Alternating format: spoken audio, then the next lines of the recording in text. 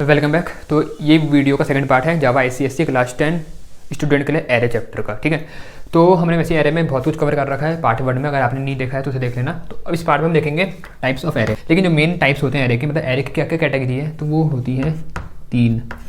1 dimensional array,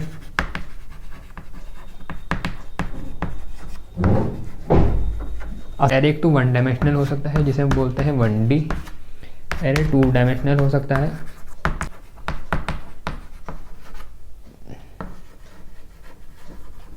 इसे हम बोलेंगे 2D। और तीसरा है मल्टी डायमेंशनल एरे। ठीक है, 1D 2D और मल्टी डायमेंशनल ये आपके सिलेबस में नहीं है, ये भी नहीं है, ये है। ये वाला आप भी 11-12 में पढ़ोगे। ठीक है, तो सिर्फ हम अभी 1D पढ़ेंगे। तो जैसे मैंने आपको बताया था पिछली वीडियो में, ऐसा बनाया था मैंने एरे। ये ऐसे मेमोरी का ब्लॉक उसे एलोकेट हो जाता है, इंडेक्स 0 1 2 3 4 5 6 मिल गए। तो मान लेते हैं हमने कितना 7 साइज़ का एरे बनाया था, कोई ऐसा बनाया मैंने। A = int, A = new int, और यहाँ पर दे दिया 7 साइज़ है ना, देखो 0 से 6 7 साइज़ हो गया। इसी को तो बोलते हैं 1D। ये 1D एरे मेरा कैसे पता चला? देखो सिर्फ एक रो है, अगर रो मेरी सिर्फ एक है तो हम समझ जाने 1D एरे है। और वैसे भी कोर्स में हमारा 1D एरे है, तो 1D एरे ऐसा दिखता है। अगर 2D होता, वैसे आपको पढ़ना नहीं है, तो 2D में रो और कॉलम का मिक्सचर कॉम्बिनेशन होगा। ठीक है, तो वो टेबल टाइप का दिखेगा, तो रो भी होगी, इसमें कॉलम भी होंगी, और रो एक से ज़्यादा होगी। लेकिन हमारे 1D वाले में सिर्फ एक ही रो होगी। ठीक है, एक ही रो होगी, लीनियर होगा ये। ठीक है, ये हमारा 1D एरे, हमारे सिलेबस में 1D ही है। तो अब 1D तो हमने देख लिया। अब हम ये देखेंगे कि वैल्यू कैसे स्टोर करेंगे एरे में। ठीक है, स्टोरिंग वैल्यू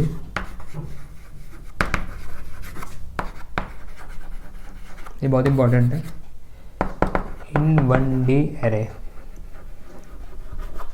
देखो बुक में 2 तरीके दिए हैं, लेकिन असल में 3 होते हैं, तीसरा सबसे इंपॉर्टेंट है। तो चलो देखते हैं। पहले तो है डायरेक्ट असाइनमेंट, दूसरा होता है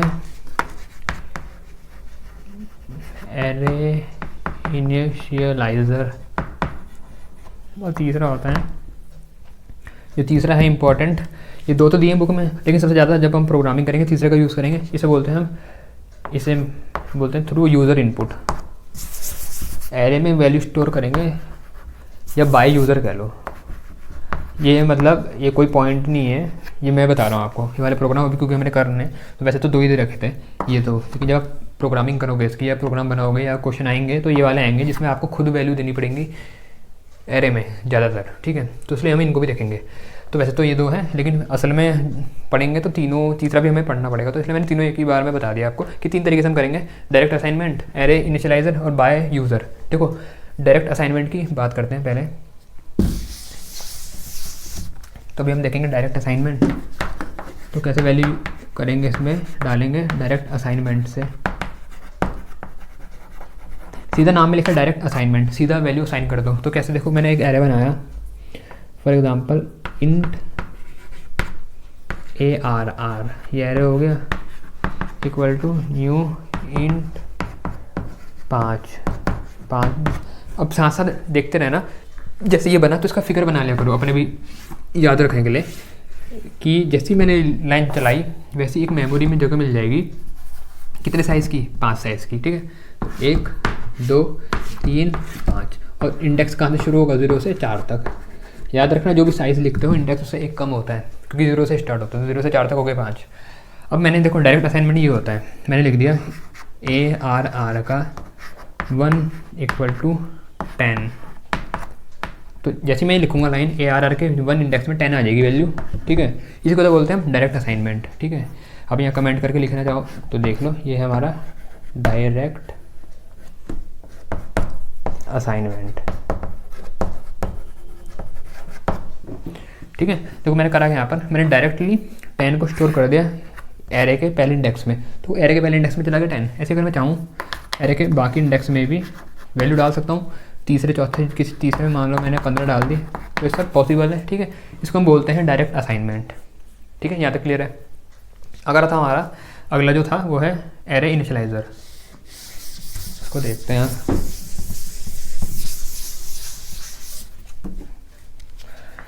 दूसरा वाला है एरे इनिशियलाइज करने का मतलब क्या होता है, स्टार्टिंग में ही वैल्यू दे देना, किसी को इनिशियल वैल्यू दे देना। तो एरे इनिशियलाइजर है, तो कैसे होगा काम यहाँ पर देखो। जैसे मैंने लिखा इंट,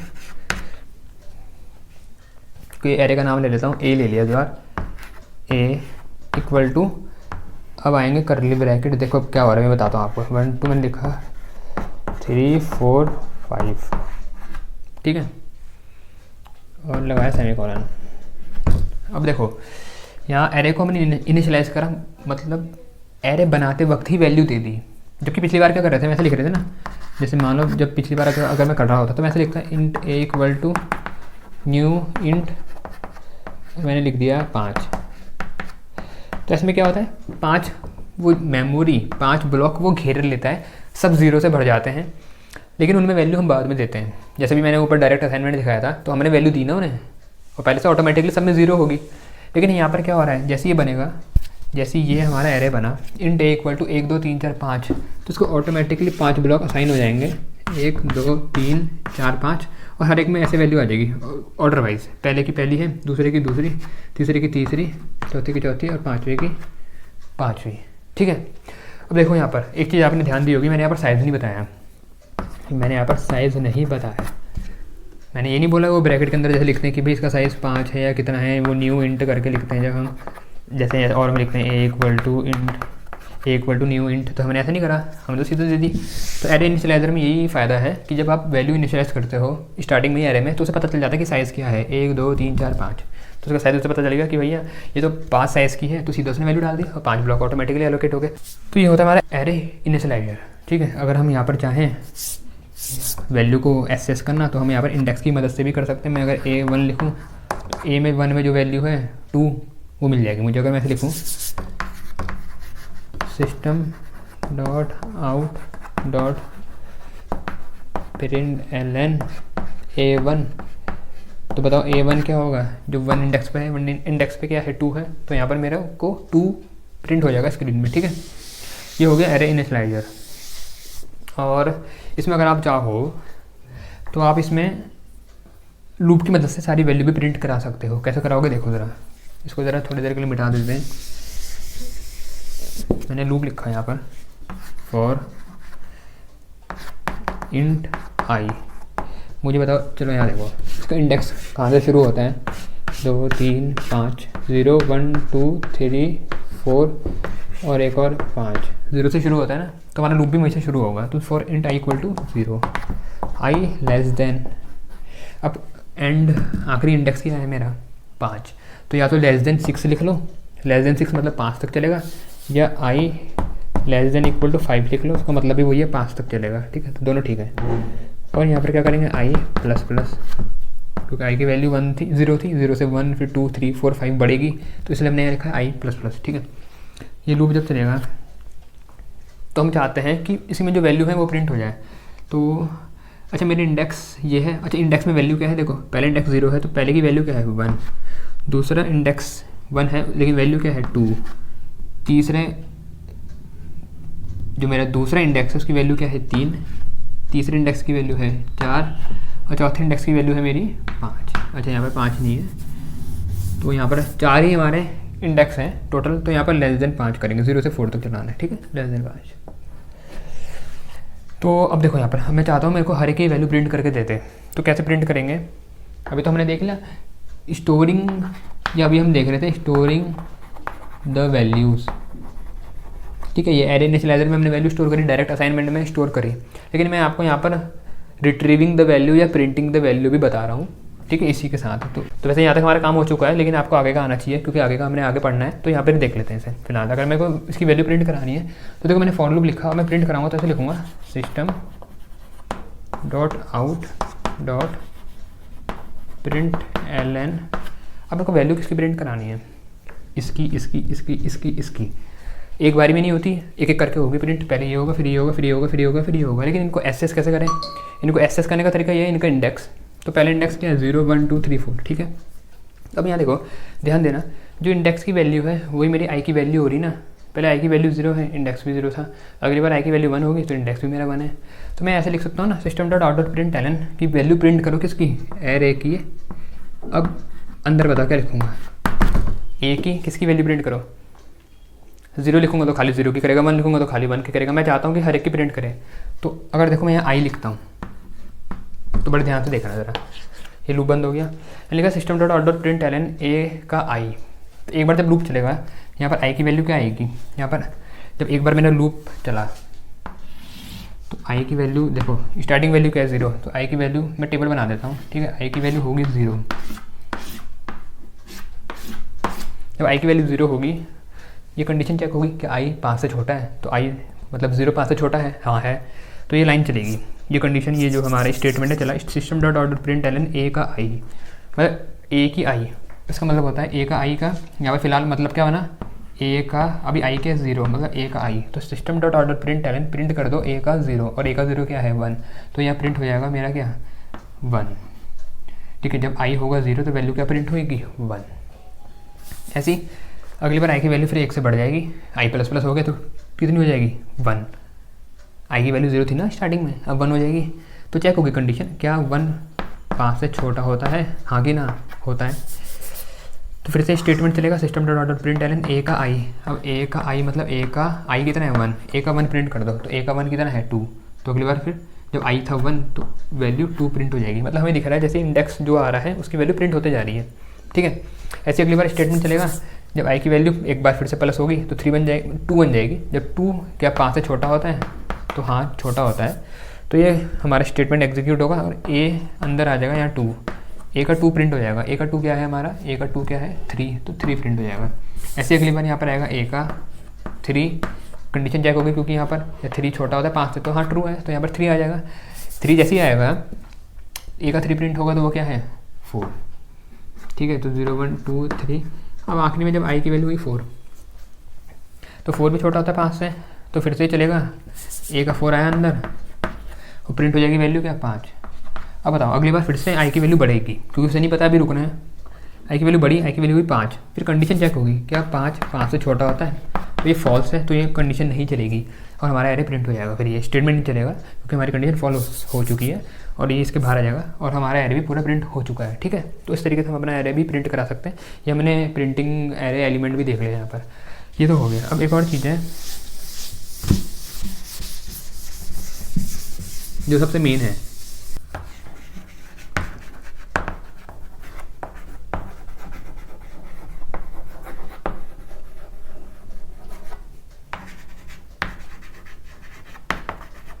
अब इस बार यूज़र देगा एरे की वैल्यू, ठीक है।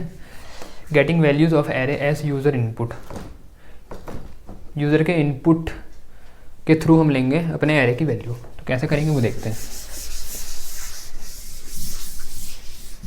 तो मान लो मैंने एक एरे बनाया, इंट ए नाम का ही बनाता हूँ, इक्वल टू मेरे को 100 वैल्यू लेनी है, तो मैंने लिया न्यू इंट 100, इसमें 100 वैल्यू आएंगी। जैसे ही मैंने लिखा तो तुम्हारे भी दिमाग में बन जाना चाहिए ऐसे इमेज कि एक ही जगह बन जाएगी, ये हो गया तुम्हारा एरे ए, इसका इंडेक्स 0 1 2 3 चलता जाएगा यहाँ तक 99 तक, ठीक है। क्योंकि 100 लिखा है तो 0 से 99 100 होते हैं।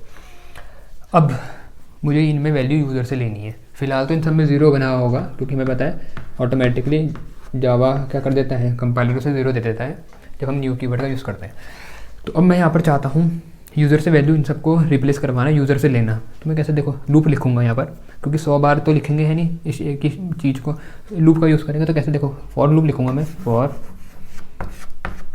इंट, अब स्टार्ट कहाँ से हो रहा है 0 से, तो लिखूँगा i equal to 0, I less than कब तक 99 तक, तो लेस देन 100, लेस देन 100 सबसे बड़ी वैल्यू 99 होती है, ठीक है। यहाँ पर आई प्लस प्लस 0 था फिर 1 करेंगे प्लस प्लस करने से, ठीक है। ये हुआ लूप की बॉडी ओपन। अब देखो जैसे ही चला ये स्टेटमेंट चला। अच्छा अब मैं मान के चल रहा हूँ आपने स्कैनर क्लास पढ़ी है, ठीक है। अगर आपने स्कैनर क्लास पढ़ी है तो ये आपको आगे का समझ में आएगा क्योंकि मैं ये जो इनपुट लूँगा स्कैनर क्लास के थ्रू लूँगा, ठीक है। दो तरीके होते हैं इनपुट लेने के, एक होता है स्कैनर क्लास और एक होती है बफर रीडर, तो हम यहाँ स्कैनर से लेंगे। अगर आपने पढ़ी है बहुत अच्छी बात है, नहीं पढ़ी है तो मैंने वीडियो बना रखी है, आप देख लेना उन्हें। तो चलो, तो यहाँ पर मैं स्कैनर क्लास ले लेता हूँ एक, import जावा डॉट यूटिल पैकेज में स्कैनर क्लास पड़ी है। ऐसे हम इसको इंपोर्ट करते हैं पहले अपने प्रोग्राम में, import Java dot यूटिल dot scanner. अब फॉर लूप चलाने से पहले हमें यहाँ पर स्कैनर का ऑब्जेक्ट बनाना चाहिए था, वो कैसे बनेगा देख लो। मैं लिखूँगा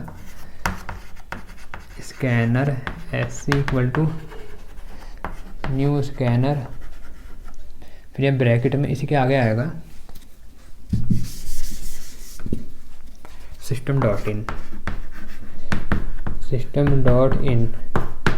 ये हमने ऑब्जेक्ट बना लिया ऐसी नाम का, जो इनपुट लेने में हमारी मदद करेगा। ठीक है,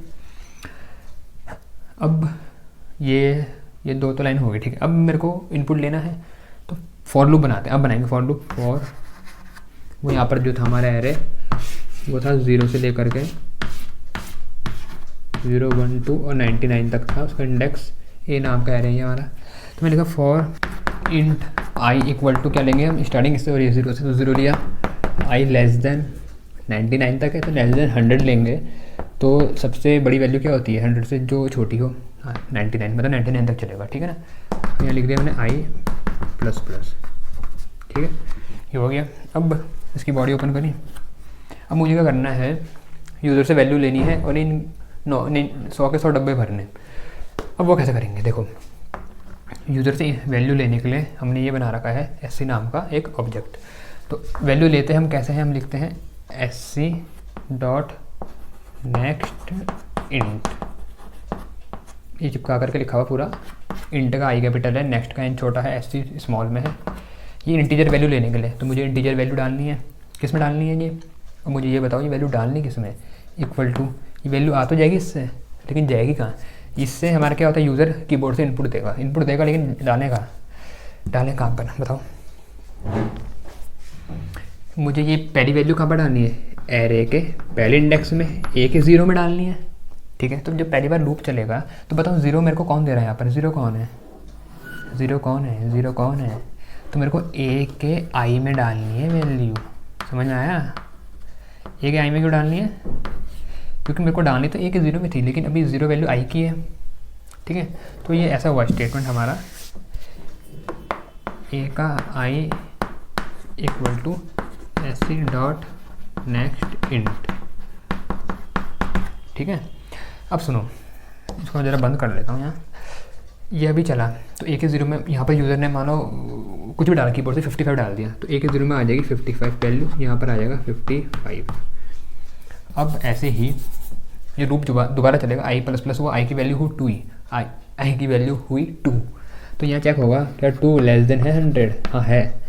तो यहाँ पर आया स्टेटमेंट में, और ए यहाँ पर आया, ए स्क्वायर ब्रैकेट में आई, और आई की वैल्यू क्या है अभी, आई की वैल्यू हुई 2, तो ए यहाँ पर आया 2, ये सॉरी यहाँ पर आई 0 था तो यहाँ पर 1 होगा, अगली बार प्लस हुआ 1 तो 1 हुआ, तो 100 से छोटा है, हाँ है।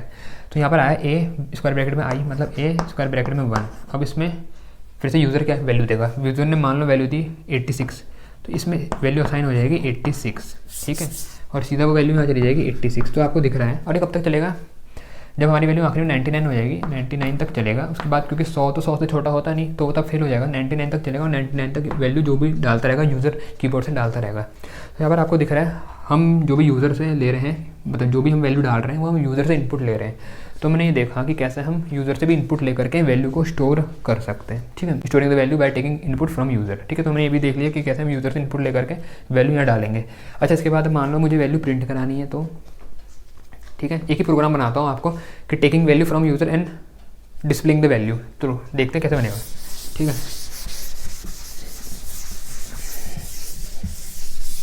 तो चलो देखते हैं, एक प्रोग्राम बनाते हैं यहाँ पर, अभी बनाते हैं छोटा सा, कि taking value from user, array की वैल्यू यूज़र से लेंगे और उनको प्रिंट करेंगे। ठीक है, तो ये कैसे करेंगे देखें, चलो देखते हैं। तो कमेंट करके लिख देता हूँ यहाँ,